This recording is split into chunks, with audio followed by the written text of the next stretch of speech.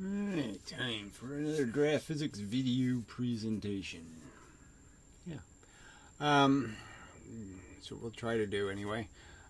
So we'll probably just go over some general principles and where the big flaw in physics is in terms of, where they took really wrong forks in the road and they really took an obvious wrong turn. Obvious in the sense that in hindsight it's going to be obvious that, boy, that was stupid. It's going to be obviously a mistake and that this alternative road was so much quicker to the truth. And it was just the truth road. The other road doesn't go anywhere. Just in circles. It's not a very good answer. So I guess you have to have some kind of better comparison that this is really the difference between, buying a Sony and buying a Coroni, kind of a thing where that the product trying to look like is just looking like it really isn't going to work like, and so yeah, their model works, but it works really badly. It's such a cheap version of the truth. It's broken so many concepts, you could argue, I guess. Anyway, but yes, coming soon to a theater near you. First, we're doing this little bit of Google stuff and Baldy Catz stuff. So, a gripe I have about Google is this whole monopoly thing and what huge disadvantages are created by the lack of competition. And the fact is, there's all kinds of innovation and all kinds of tools that people might find interesting won't exist because you have a monopoly and they have no incentive to change anything. Any changes they make just have to do with what's good for the company. Nothing's tried, nothing ventured, because there's nothing to gain except control and money. So anyway, so obviously, most people can understand that you got to have some sort of incentive for a corporation to play fair or right and all that kind of stuff. They have to have a competitor.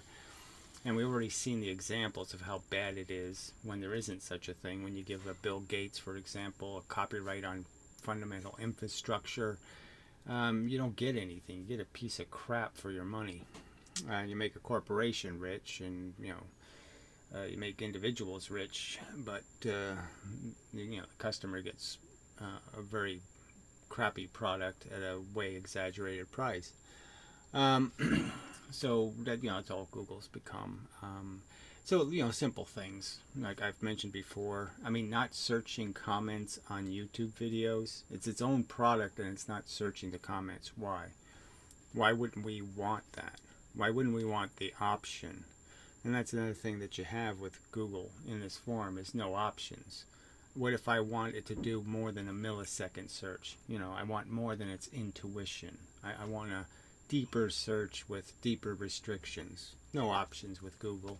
You get this knee-jerk view of the internet. That is what's popular. That's about it. No real capacity to refine anything. No capacity to say, well, go ahead and take your time. Take 30 seconds to go looking. Okay? Not that it physically looks. It looks into a database. But the point is that it can search that database deep, or it can search it superficially. And we're not given any of these options. And those options would exist if there was a real environment where the user had some sort of vote. So I think even if there was a public option, that is, even if the government spent a little bit of money on this kind of infrastructure and made it possible for people to volunteer to help to make it better, that we'd have really good search products with lots of variation in what you could be searching for, in terms of how many people are using a quote, how many people are using this, where are they posting this, and all of that kind of stuff that's completely, you might as well forget about it. You're not going to be able to use Google to do those kind of searches. So it's really a very crappy search product. Yes, it's fast, and yes, all the ads are on the websites instead of being on Google, which I don't think is any kind of advantage, frankly. So we would have been better off with the Bill Gatesian Avro web than this stupid Google version, where people are encouraged almost to be gratuitous about their ads. Just horribly malicious almost, where people have to actually buy things called ad blocker. Because they're so bad, and so like all the technology of the web, all the brain power of the web is either writing games or writing ad mechanisms. New ways to shove ads into your face, new ways to make them invisible and then not visible, and pop-ups and whatever. I mean, that's where all the innovation is just in the production of ads. It's a shit in net, and it's because we gave it to a corporation. We gave the whole infrastructure away to these corporations. The original internet, you could rent your domain name for life and for real cheap, and then we gave it to the capitalists to make money on, and they ruined it and turned it into a complete rip-off. Now you're paying $20 a year just to have a domain name, and you're not paying for anything. You're just paying to make people rich because you're not getting anything for your money. And clearly it's a racket system, because there's a bunch of people that own a ton of names and they're not paying those rates. Everybody's not paying the same rate, so there's all kinds of disproportion and inequities in the system, where all kinds of trolls have advantage. The people who steal names and play manipulating games with the names, they're the ones who have the advantage. The game players, the liars, the cheaters, the thieves, they all have a racket to play. Even indexing Google, it's a whole industry, this SEO, search engine optimization they call it, when it's really just, fool the system, rig the system, make fake relationships, have fake friendships, have fake connections, have fake this, fake that, to create fake popularity, to create fake relevance to Google. So it's a whole industry just to game Google's algorithm. It's pathetically bad. Thanks to Google. And thanks to you, the people of the world, who have no will to ever vote for anything that has anything called integrity. You'll just vote for assholes. It's just too obvious. You won't first understand even what a democracy is, and that to have one you have to have certain things like not geographic voting, because that's really stupid to have the same election in a bunch of different territories and pretend you have a democracy. You won't get any variation in Congress with that kind of plan. We have to be voting based on our ideology, what we believe. We have to have congressmen that represent beliefs, not congressmen who represent territories. And instant runoff voting, and then you can fix all of this and have a real democracy. But that argument just flies right over your little thin, dim heads. You won't even admit how stupid you are. You're pathetically bad humans. You're bad at having a brain. You just don't know how to utilize it at all. Frankly, most all of you, frankly, the statement can be stated, is most all of you have this problem. You've spent way too much time chewing gum and, trying to be stylish, and not enough time looking at the world and figuring out it's made of shit. So anyway, talking about things made of shit, Baldy Catz. So again, he can, end my, his relevance to me. By simply providing some brief statement indicating he had a counter argument of some kind. So I presented him questions, and I presented him the request to provide me just one video on the internet that is doing good science when it comes to the double slit experiment. Show me the good science video, the one that will represent you all well, that will show that the scientists have great integrity and great attention to detail and great understanding of the shit they talk about. So show me that video, okay, of the literally hundreds of thousands of videos on the internet that probably touch on the subject. Let's say thousands and thousands, many thousands of videos. Show me one that gets it right, that explains a wave theory making the double slit pattern. And then we'll be done. You know, you'll show that you had an argument of some kind and you weren't just weaseling out of this debate using a bullshit excuse. You know, where you get to play a game with my integrity and pretend you've won some battle by just imposing groupthink and just basically saying we know it's true and we don't need you or anyone else to believe, because we can just say it's the truth. You know, we don't have to prove it or show good evidence. We don't even have to show that we have good evidence. You know, we don't even have to, you know, give an indication of what proves you have this experimental evidence, this data that demonstrates beyond all reasonable doubt, and therefore you can call people who doubt unreasonable. And that's what he's done, plainly. His little friend, whatever, Flicka.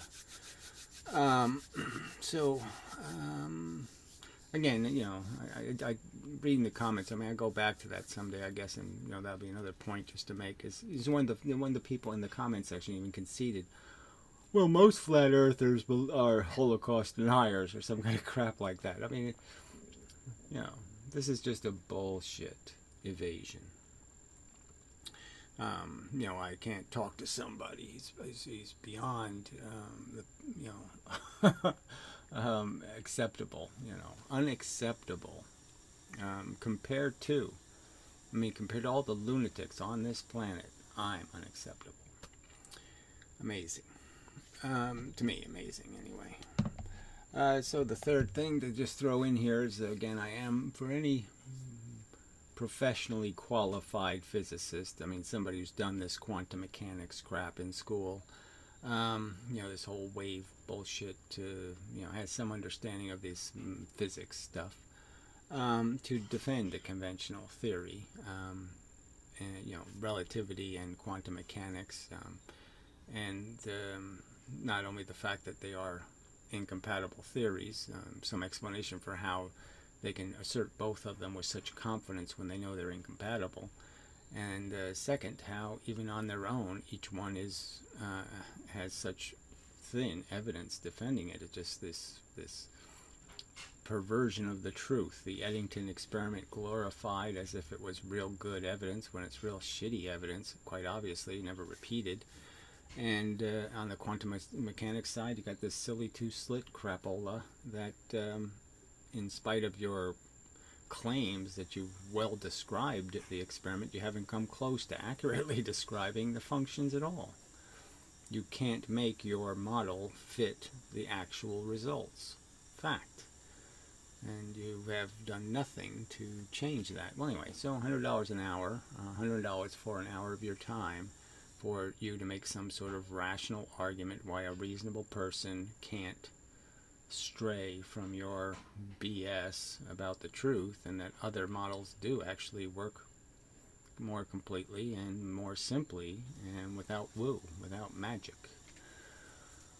Alright, so that's sort of what I wanted to get to in this video. I don't know if I'll play anything. You know, it's just so much crap you get links to and different things, some of which is not crap, but I don't really know where I want to go, so I guess I'll go to the blackboard. This makes it simple. Potentially to the blackboard.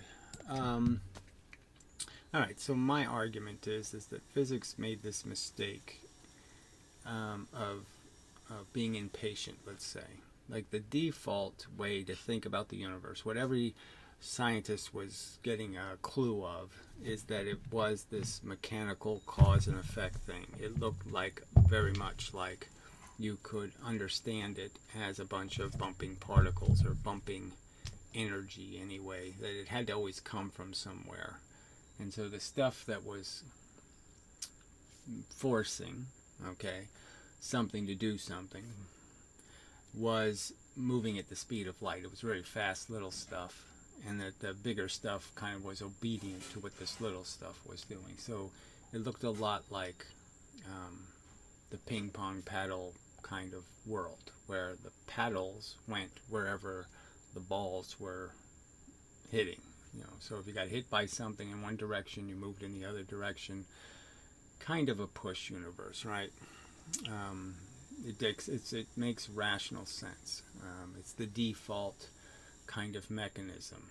Everybody can understand it, right? So I go back to the simple argument that I think it's just so kind of very obvious, is that everybody can understand. You can even understand a wave as a bunch of soldiers, but you can understand that the thing, hits another thing. This thing moves, and if it stops because some other force interacts and stops it. So the thing gets thrown back into the world. So it's very much like, you could think of it as something hits it, sticks to it, and then if something else hits it from this direction, okay, when it hits, well, this one goes this way and this one goes this way. Now, you could argue it could be a different way. It could be that this thing is sitting here and then something hits it. And you could say the thing hits it and the thing bounces off and then this thing goes this way. But that's not very conservational, because now you have motion in two directions from one action. So that doesn't seem very probable. And then you could have the counter argument could be is that this thing hits from this direction and it sticks, and this one bounces off now. So this one goes this way, it's free, and now this one sticks. So there's different ways you can understand the mechanism, but the mechanism is basically saying that there is a kinetic thing. There is an actual force, an actual mechanism that conveys energy to something. Now, they couldn't see that for gravity, but they could see it for light. They could understand that light was some kind of real thing, that it was some kind of real stuff, and that's sort of how Newton thought of it, as some kind of momentum carrier. Now, what Newton didn't know, okay, all he knew is that it had a frequency, which, I guess technically could be a size, or it could be a distance between. We don't know exactly what Newton thought of that. How you make a photon. So I could argue that a photon, all a photon is moving an electron. And, it's this argument that if I move forward, more stuff reflects off of me. If I move backwards, less stuff reflects off of me. So I can create something that would look like a change in the world by just taking an electron and moving its position from here to here, okay, and when I move it, all right, the world that looks at it from over here, okay, is going to see a different world than somebody looking at it from over here, right? Over here, this person sees more little stuff bouncing off the electron, because the electron moved into more stuff, so now it's got more.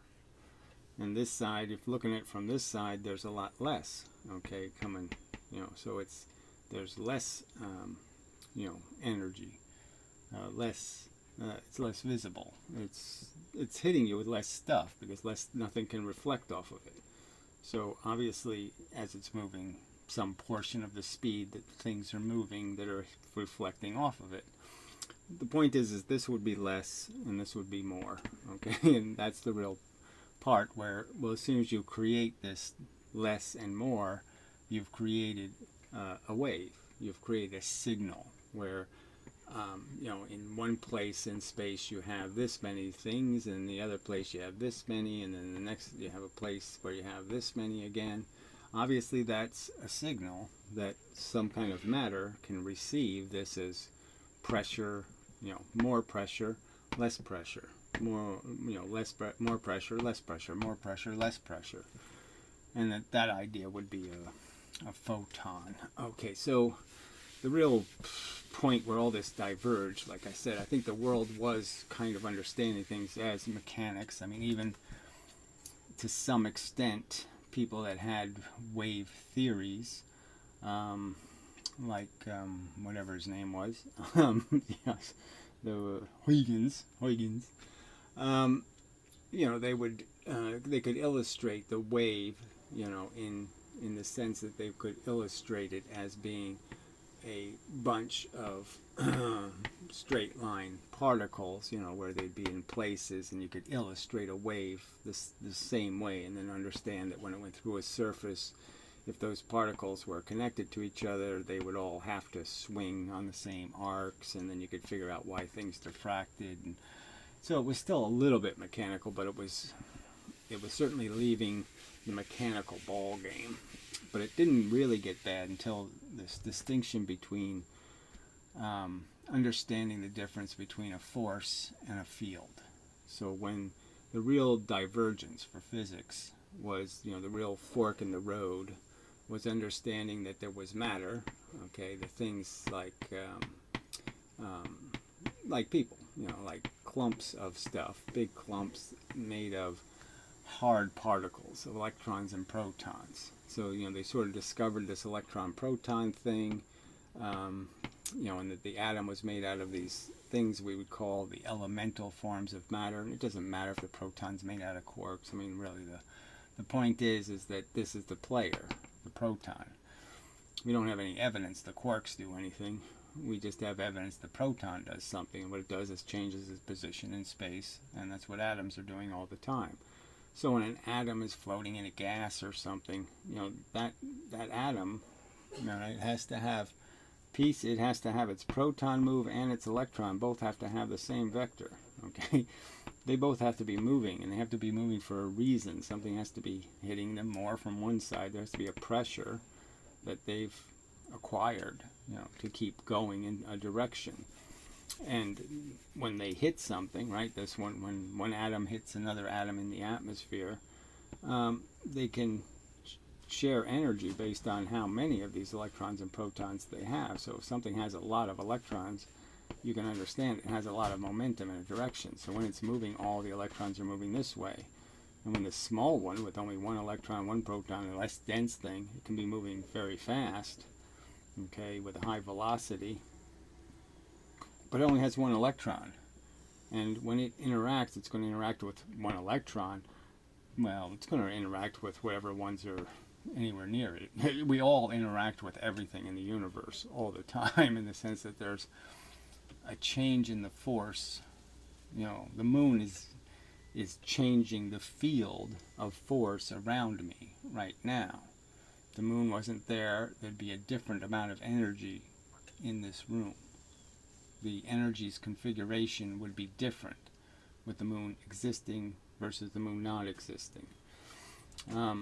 So everything's changing the environment everything exists in, but obviously these changes are more immediate. They're happening on a much quicker scale, and but the point would be is that this thing's total momentum is relevant to how many electrons are there. And so if it's got 50 miles an hour, but it has to spread it over 7 different constituents, then it's not going to be 50 miles an hour anymore. It's going to be 10 miles an hour. So this will leave with a lower velocity relevant to how much mass it has. Now, these two things will be equal in their total energy. The total energy is still going to stay the same.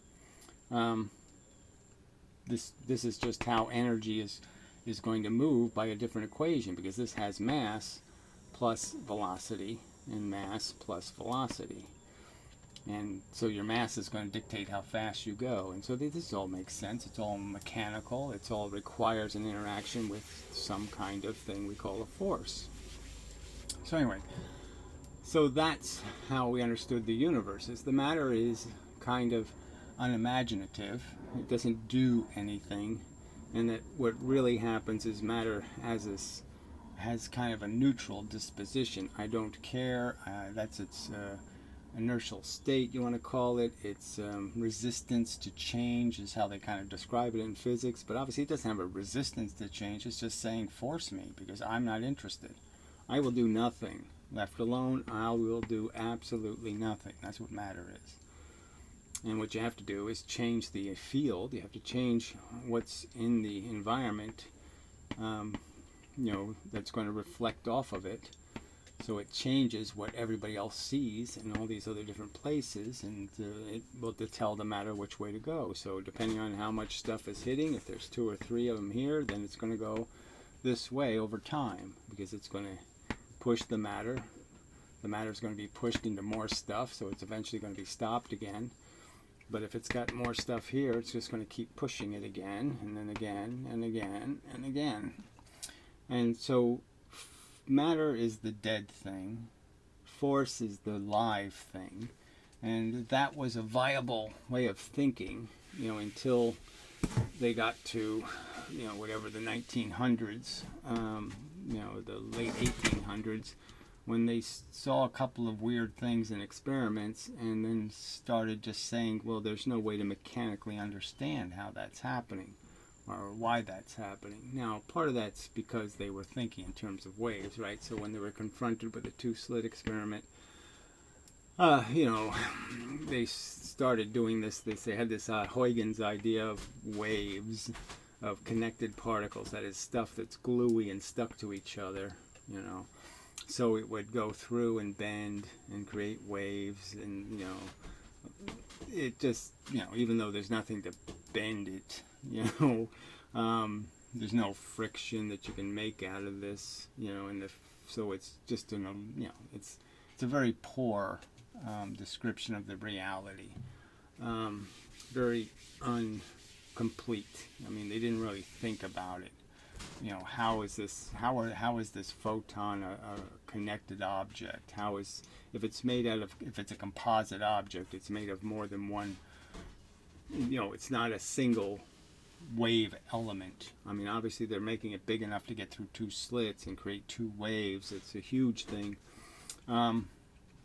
So it has to be some sort of composite, but they're saying it's some sort of energy displacement, so it's some sort of, it's some sort of evacuated space, empty space versus real space versus empty space versus real space, some kind of weird spatial thing, rather than just understanding it as momentum, which it is. It's a hunk of momentum that heads for something, and if it hits it in a certain form, it will cause a certain reaction.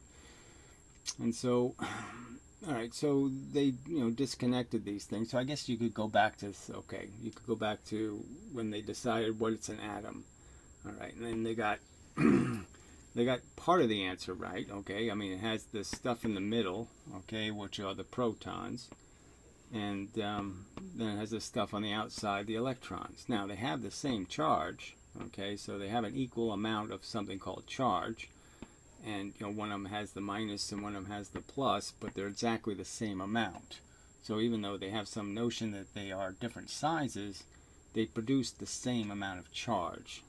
Now that doesn't really, right there you're sort of in trouble saying, well, these are somehow more massive or slower or heavier or some kind of thing, but they're creating exactly the inverse amount, the same amount of capacity to be moved.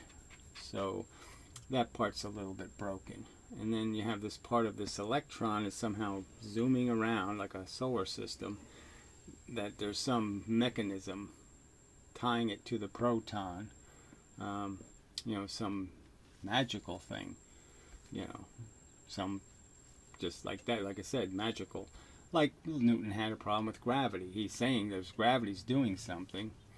Now they could have thought of it like kind of obvious way of thinking about it would be, I think, and Newton did consider this theory and accept it for a while, that it's just the opposite of a light bulb.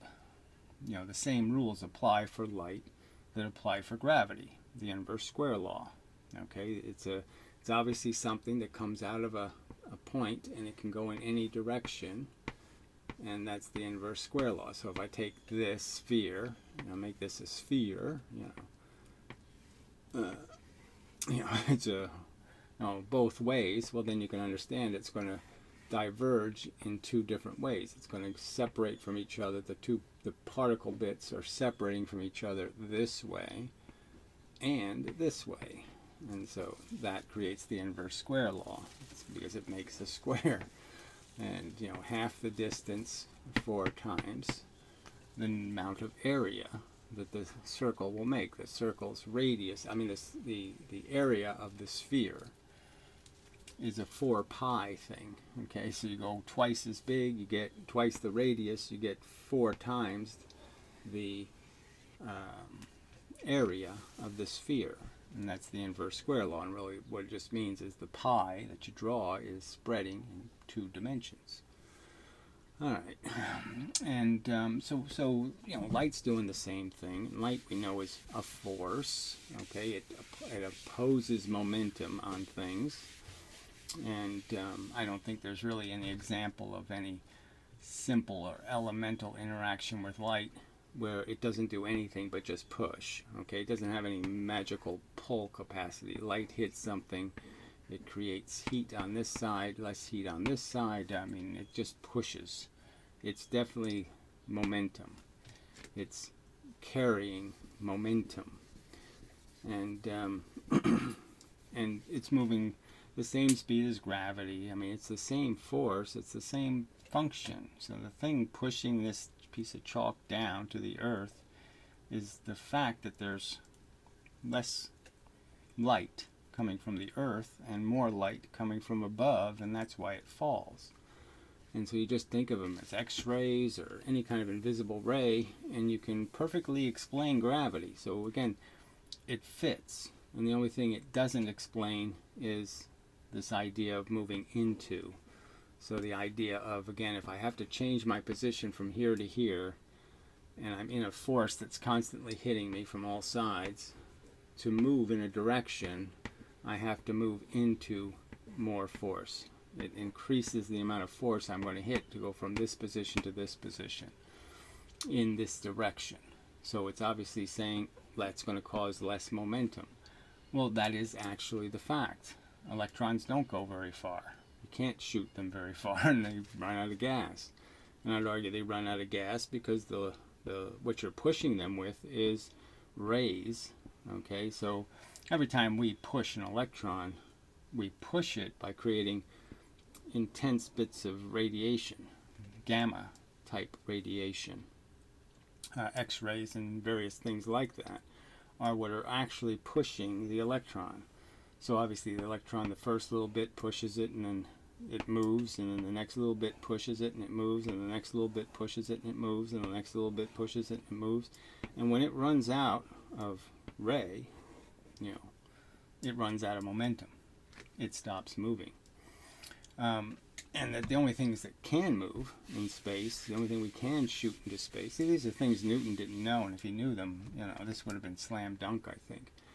That the only thing we can shoot are these bigger things, helium nuclei, where we have a complex arrangement of a proton and neutron and electron, and the neutron can be understood as a proton and an electron, and so you're just creating a mechanism, that can be either 2 protons with 1 electron as the mediator, or 2 electrons with a proton as the mediator.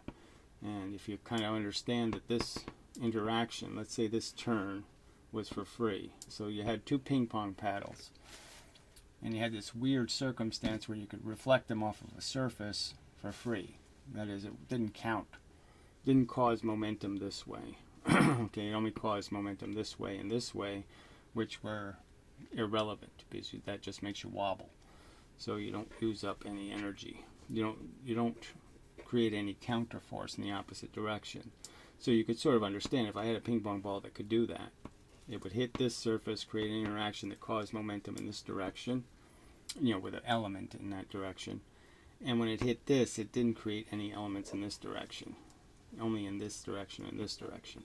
So merely by having a dimensional turn, turning up or turning left or right for free, that is, without creating momentum in the opposite direction, this obviously becomes an engine, because this interaction, this pressure, pushes against the drag and keeps this force, makes this force capable of causing momentum in a direction. This piece of energy being trapped, this ping pong ball, becomes capable of perpetually pushing. And that's the thing that actually does get through space. It actually can create permanent momentum. So you can throw that wrench into space and it'll keep going. The electron wrench won't. You throw an electron into space, it won't keep going. Throw a proton into space, it won't keep going. So we sort of know the drag is real, And it's not a problem. It's part of the real cause and effect universe, and that stuff actually does move this way, where in the real world, electrons have to keep being pushed. They go, and then they stop, and then they go, and then they stop, and then they go, and then they stop. They're not traveling as we think in some, oh, I have momentum and I just keep going. So this orbital idea was just wrong. Okay, they're not orbiting. And as I've explained them, I don't know why nobody, as far as I can tell, I mean, maybe one of these guys of the history, has somewhere in their diary. What about a magnetic model? It works so much better if I just say, the electrons and the protons, if I think of them as magnetic objects, as this being the north, the electron being the north element and the protons being the south. So I have more south pole in the middle and I have north poles around it. Well, you can make a logical argument that I can create a balanced system. I can have this electron is repelling here and it's being pulled here, right? So we could understand, it's being pulled in the sense that there's more force out here than there is here. Okay, nothing's reflecting here because it's an electron and proton, and they're doing that, energy goes this way thing. So the electron makes the proton energy go that way, and the proton makes the electron energy go that way, and therefore they don't create a force. And so it gets low pressure here, high pressure here. Okay, so what happens if I did do this with magnets underneath a piece of glass? I could arrange them where the pressure, the tension between these negative poles would prevent any of them from getting to the south pole, because if this one tries to move in, it creates more pressure with this one and this one, so the pressure ends up being balanced, and so the electron is stuck in a position where it can't get closer without creating more counter pressure, and so it balances. Now this is perfectly theoretically sensible, so this would work in explaining electrons and protons. It makes it so much easier to understand what a shared electron would be. I mean, obviously a shared electron can be really easily understood as some static object, okay, that's literally shared. It's one electron and it is shared in terms of its position. Both the atoms end up connected to each other. If I move this atom, I will move this atom, probably this way, right? If I move this one way, this one will turn that way, and all these momentum rules will apply. I can spin the atoms, I can do lots of things to them once I have them in this configuration. And this, again, the same rules apply. This pressure still, it can't move closer, can't move this, so it all works. Mechanically, I could do it with magnets and make it work. There's no mystery to it. It's not theoretically impossible. But this model wasn't even considered. And this model, at least you understand, none of these little bits of matter have any momentum except with the field, what the universe gives them. And then once you understand that the force, okay, is what's going to decide where this atom goes. So if it bangs into another clump, okay, where they're sharing some electrons, and it bangs into one of those, we know what's going to really bang into it is this atom has an electron here, okay, and its proton is over here, right? So I can make another atom over here, and I can say this atom is moving towards this atom. Well, what's going to interact are these electrons that are always on the outside. The electron's going to repel these electrons, and the repulsion is going to be in the form of those little ping pong balls bouncing back and forth, and they're going to create extra pressure. So the closer I bring the two paddles, the more interactions I create. The paddles are this far, there's fewer interactions per second, and it's really just about the interactions per second.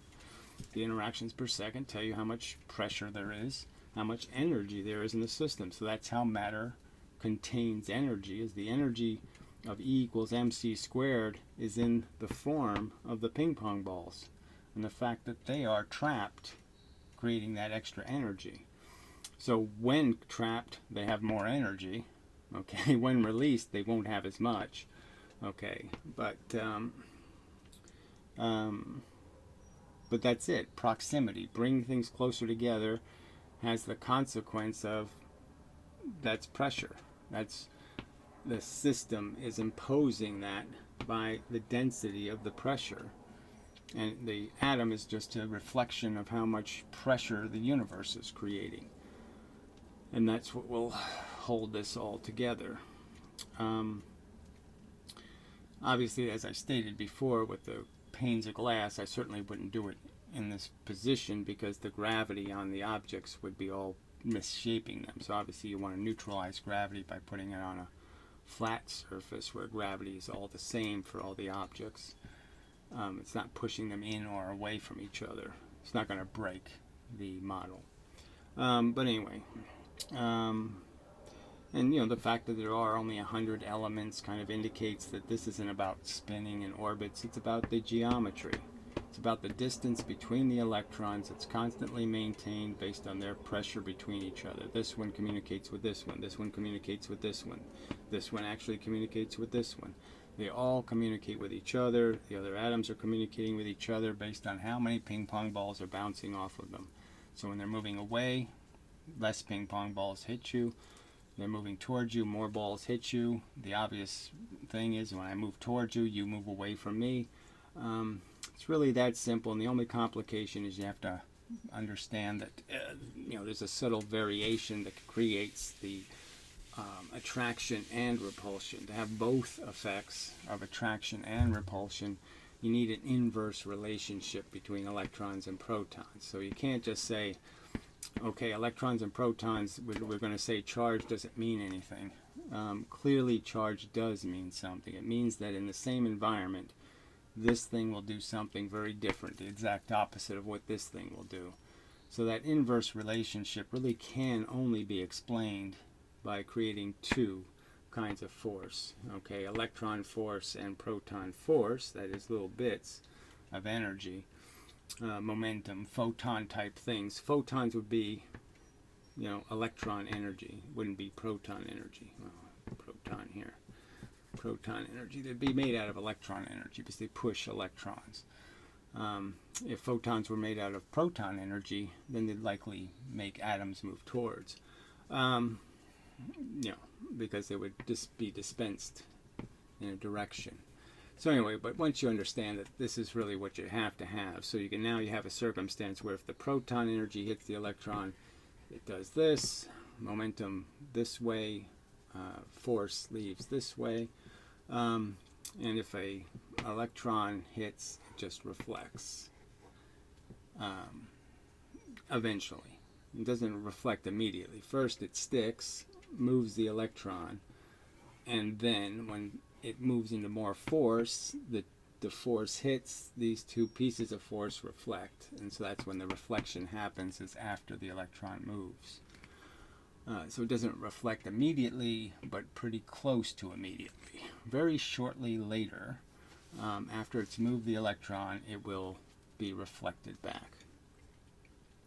Alright, well, once you have that, though, then you have this capacity for the simple things to happen, like what's a magnet doing? How does that work? And you can understand it if you understand, okay, magnets don't get hot. Magnets don't appear to have any kind of internal perpetual energy mechanism. They're not burning suns. They're not doing anything to indicate they are creating magnetism, that it comes from them, that it's a smell that they're just giving off.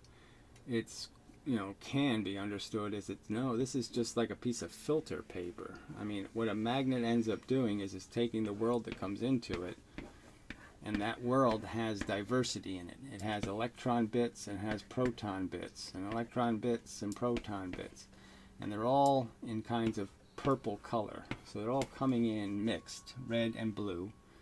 Okay, electron and proton, purple.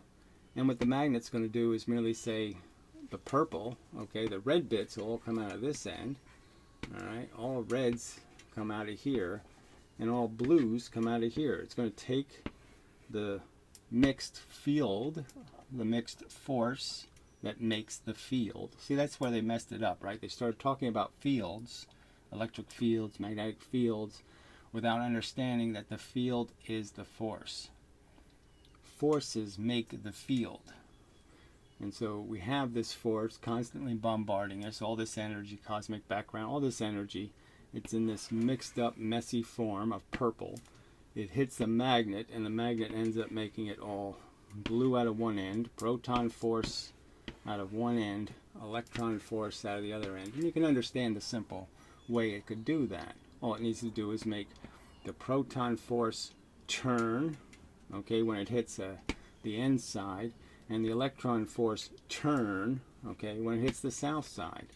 And the other, which will all just be reflections, okay. So all the red will reflect, all the red that hits this end reflects, all the blue that hits this end converts, moves out the blue end. And the blue end has all the blue reflecting plus the blue that got diverted from the south end.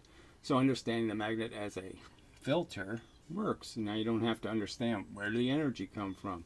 Why are things moving? Well, things are moving because the field around you, the field you're existing in all the time, that's constantly full of cell phones and microwaves and light and gamma rays and all kinds of energy hitting you, and all kinds of energy, I would again argue, that's in the form of this little stuff moving the speed of light. It's just a little ping pong ball, okay, the ping pong ball, all right.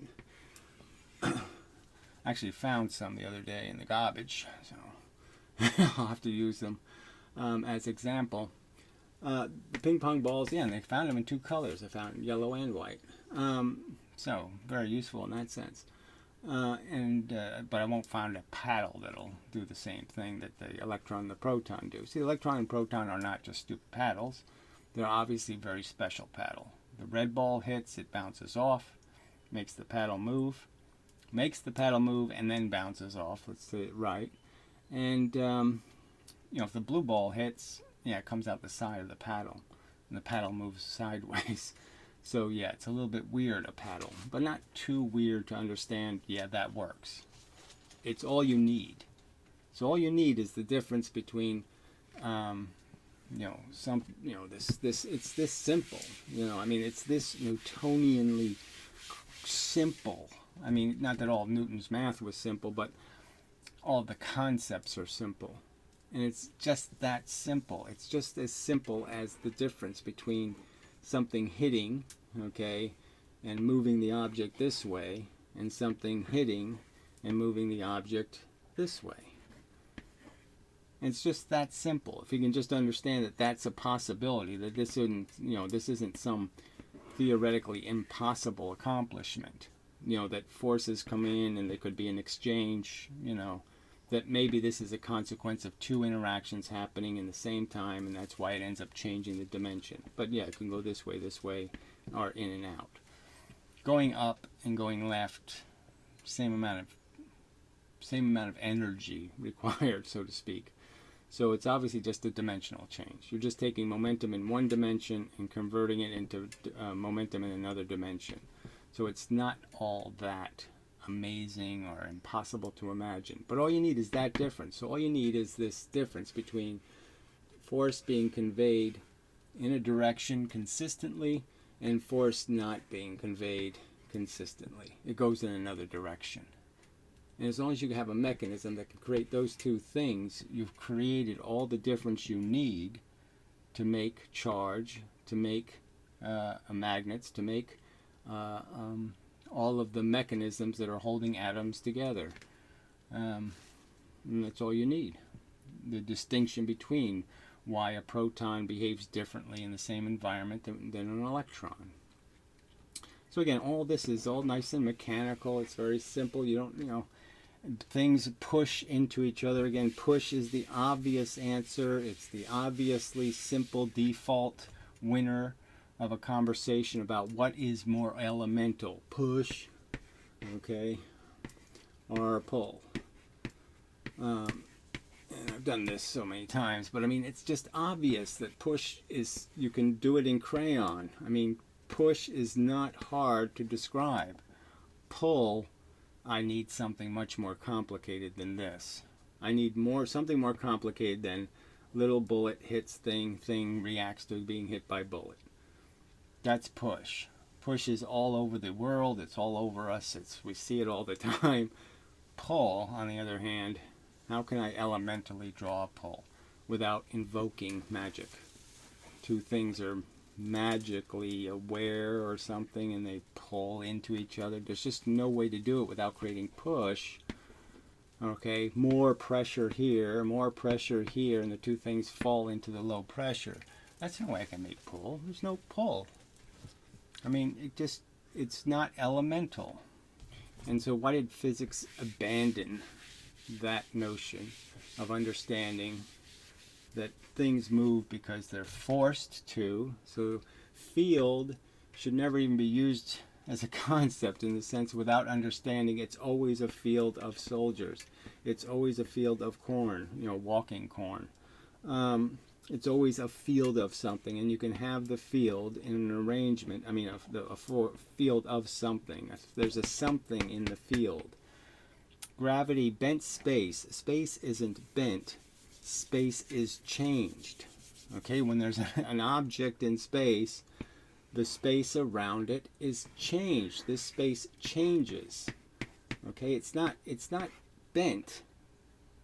There's a change in the space. There's now a different amount of forces moving in the space. The color of the light is different because this object, electron or proton, is in that space. This space changes because what's bouncing off of it and where it's bouncing is going to be different. What the universe is going to see over here is going to be different than what the universe sees over here. So it's a real change in a real field.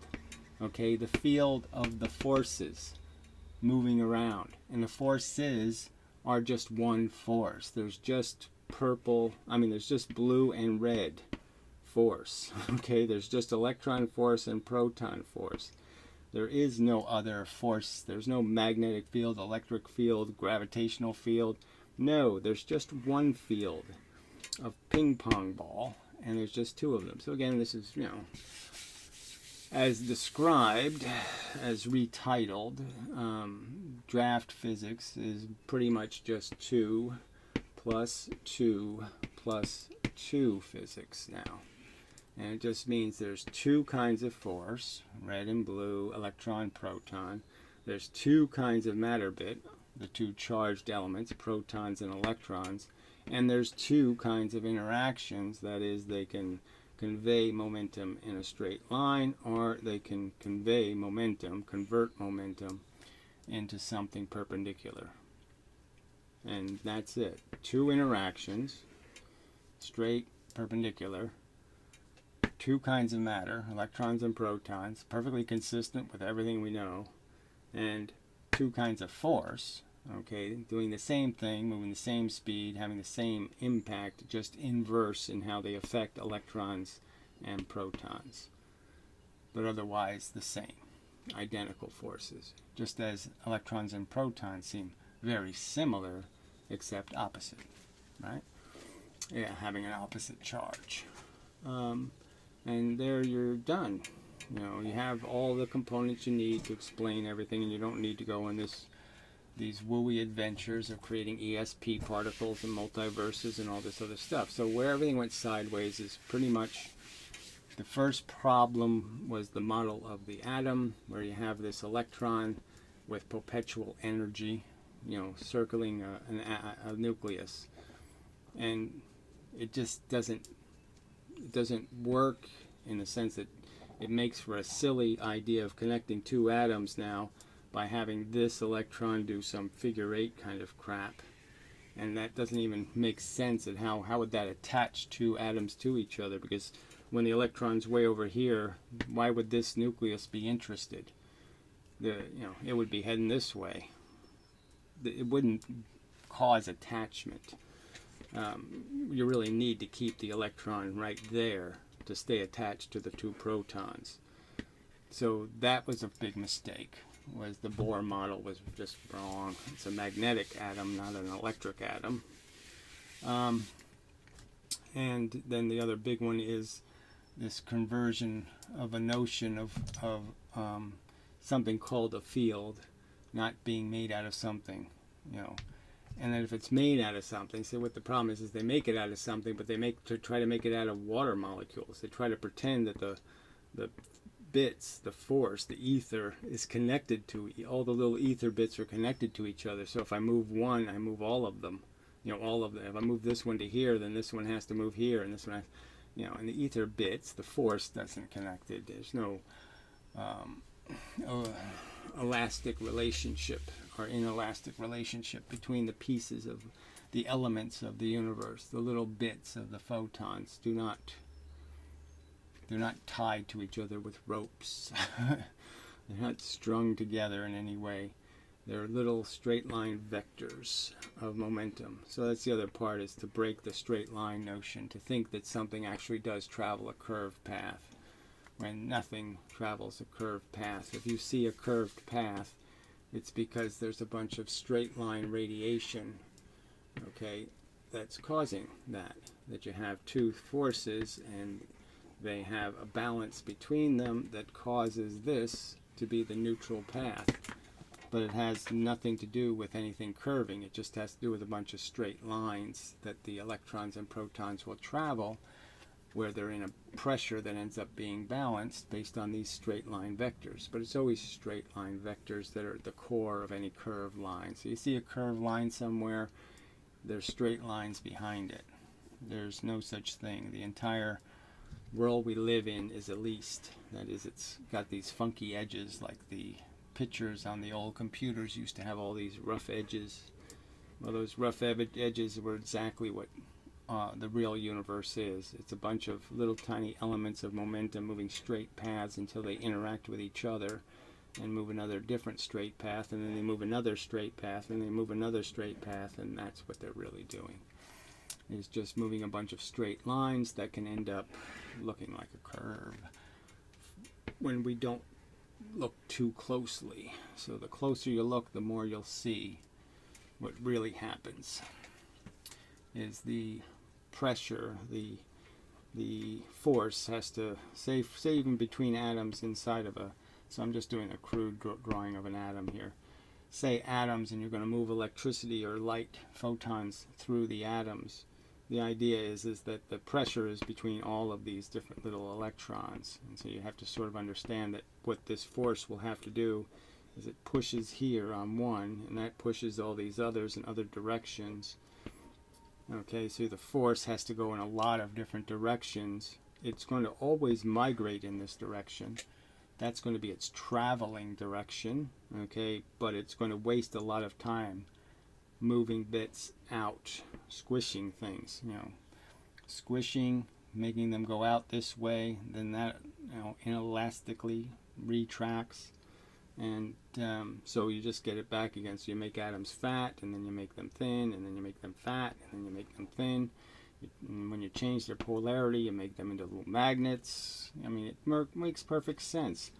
So the speed slowdown of the light, once it gets inside of a substance, is a direct consequence of the fact that it's got to change the shape of a bunch of atoms, and that takes time. And so that's why it slows down.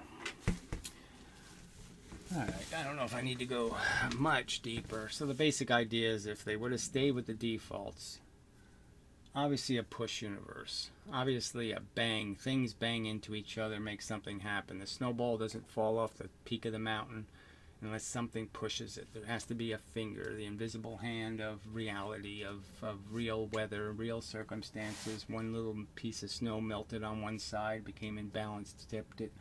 There's always a cause to the effect. Each effect is in terms a new cause. Again, if I am caused to move backwards, I am now affecting the universe, because now stuff isn't reflecting off me as much. You know, I mean, these are the simple rules, the simple mechanical rules. All the forces move the same speed. Every reason to think they're all the same stuff. They're just in different arrangements. A photon is the stuff at a frequency. The magnetism is the stuff segregated. Red stuff versus blue stuff. It's all fits. It's the simple default answer. And because they ran into a couple of experiments that were confusing, well, no, that's the wrong way to say it. The relativity stuff, just that were given a simplistic, silly answer of bent space, and they proved it with a terribly inadequate experiment that somehow photons are bent, and therefore Einstein must be right. And it was garbage evidence, and it's never been made into anything better than garbage evidence. It's still garbage evidence. It's even more garbage evidence when you can make all these arguments about why hasn't this been repeated in any kind of disciplined official way. Why isn't this important? This experiment is the reason why people have accepted relativity, and yet they haven't any urgency about shoring up this piece of evidence as being actually a fact.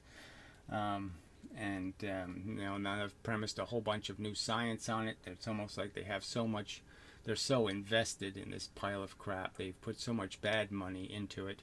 They just can't admit that it was all wasted energy, wasted resources, wasted money, wasted everything, on a notion that just isn't true. And quantum mechanics is just this obsession with waves and trying to answer everything as if there's an ether. The universe is made out of magical mush. The virtual photon, which was called a force carrier. So instead of thinking about a rock and I throw the rock at you and hit you and it makes you go backwards, they had to come up with some reason why I'd hit you with a rock and you move forward. So they had to turn the forces into force carriers. The thing moving the speed of light in quantum mechanics isn't the force, it's the thing saying to the thing, move forward, move back. It's some sort of force carrier. It's not really carrying a force, it's carrying some suggestion. It's carrying advice. It's just a silly notion that clearly what's really driving the whole system is pressure, and the pressure starts on the outside, and it pushes things together, and that makes sense, and it's really not that complicated. Put a bunch of ping pong balls and a bunch of ping pong paddles in the universe, and you'll start creating relationship between them. You'll start creating pressure, and in some places you can have a lot of pressure just because you put too many paddles there. And that's what the universe is doing, is attempting to equalize the pressure between all the little balls and all the little paddles, and there's just so many of them that it's going to take a very long time for it to do that. All right. And it's in the process, I would almost argue. It's in the process of doing the calming down, expand, it's doing the vibrating that something does. I can wobble something and then it just vibrate, and that's what we're doing. We're in the wobbling universe. It's wobbling itself to quiet. Okay. And maybe it can't get quiet though, because there's a bubble that keeps pushing the energy back in, the heat. It can't dissipate its heat anywhere, so it stays the same temperature. All it does is change where the force is, on the inside the matter trapped, or on the outside as pressure pushing the matter together. And that's all there is. There's just a conflict, that's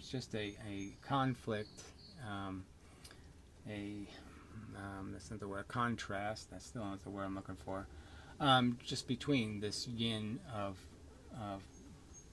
pushing the matter together and consuming the force to do it, and then the opposite effect, where you thin the force on the outside and you end up with more force on the inside, and then the force on the inside has less force holding it in, so it leaks out again.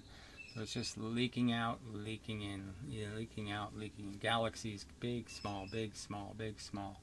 Could be the truth. Could work as an explanation. I think that's all we need.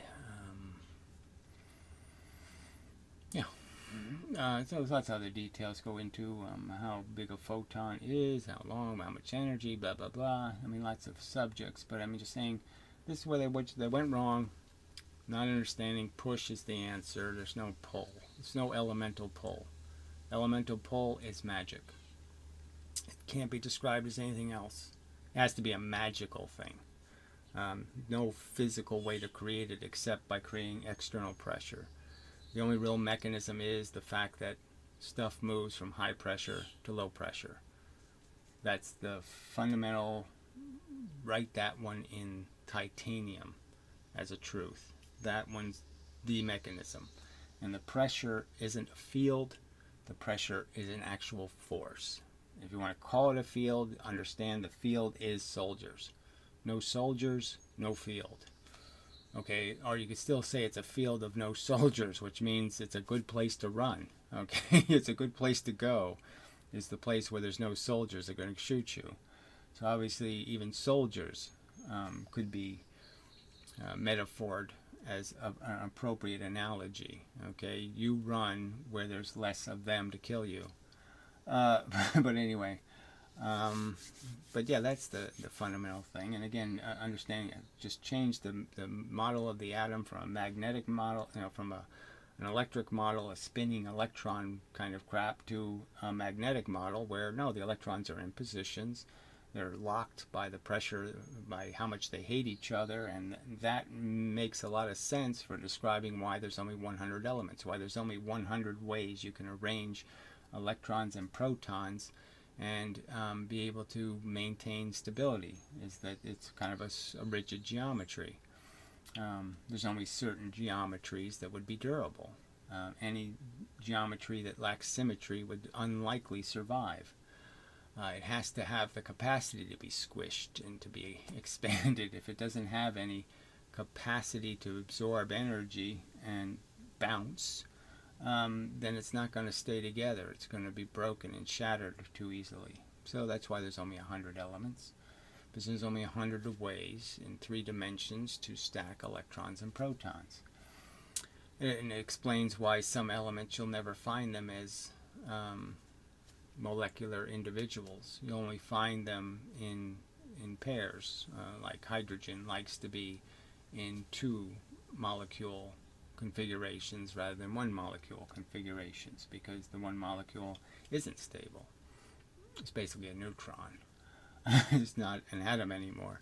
And it's only when they're stuck together, the 2 neutrons, that they become a hydrogen, a stable piece of hydrogen.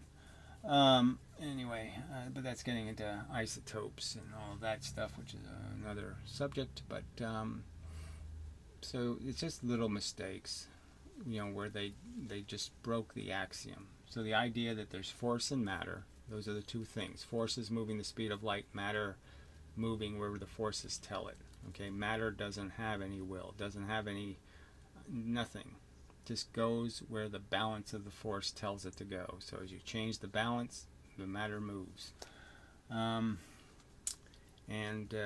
What else? Yeah, it's just as simple as ping pong paddles, ping pong balls. You can understand you make more energy when you bring paddles closer together, ball trapped between them. You've made more energy. 1 ping pong ball, more energy if there's 2 paddles close to each other. And the energy goes away when you push them back away from each other. It explains what this is quite well. So again, force, speed of force, not speed of light. So if they said things like that, speed of force, people might get it. If they said things like field of soldiers, or said something to give people some indication that when they say it's a wave, that the wave doesn't have to be made out of glue or jello or some other kind of crud, that it can be just made out of how many bullets did you fire, how quickly, and you have a little wave of bullets. You have a situation where there's a lot of bullets and then no bullets, and a lot of bullets and then no bullets. So you could have 10 people shooting bullets, and you could shoot waves of bullets just by having everybody shoot at the same time. That you can make a frequency a lot of different ways. Everything that has a frequency isn't doing a wave function.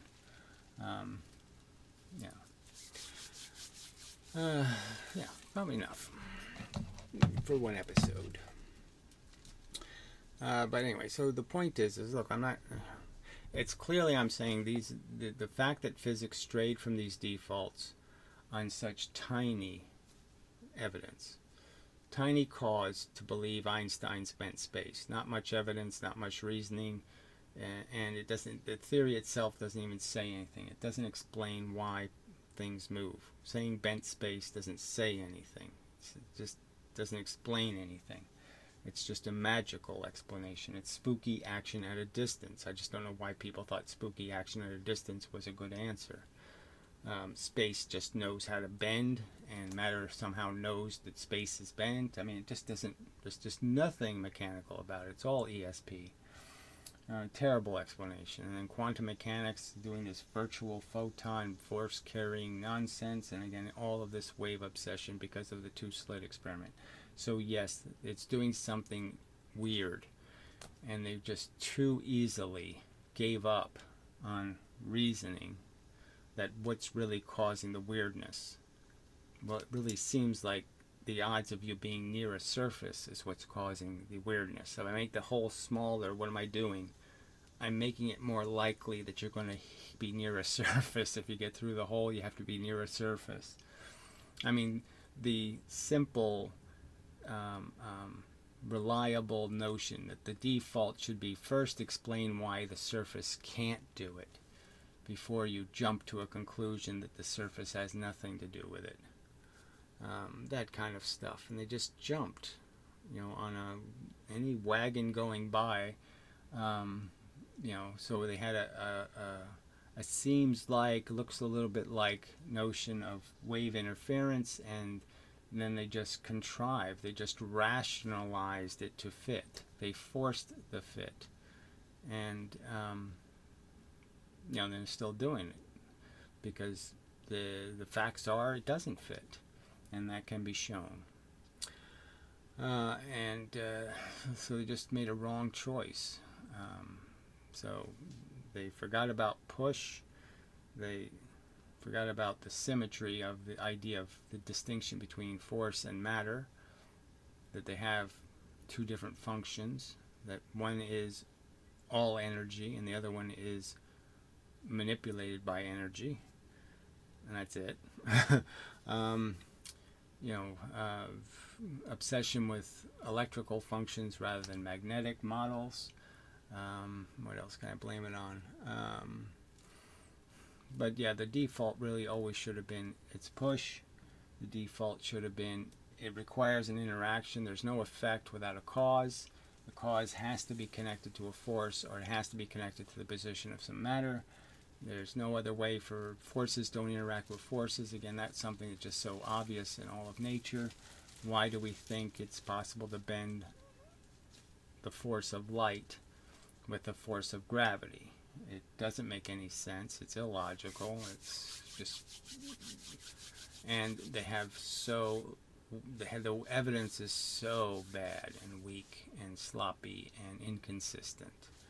And there's every reason to think you've strayed from the default as an error because it's not working very well. Okay. It's only working in their hype and in their propaganda. It doesn't work when you go into the details. The logic disappears. Alright. So, enough of a video. Till the next time and such. Uh-oh. Taskbar's gone. That's not a good sign. Alright. Or whatever you call that thing. So, I'll just hope this will work. And, let's see. I'll pause it.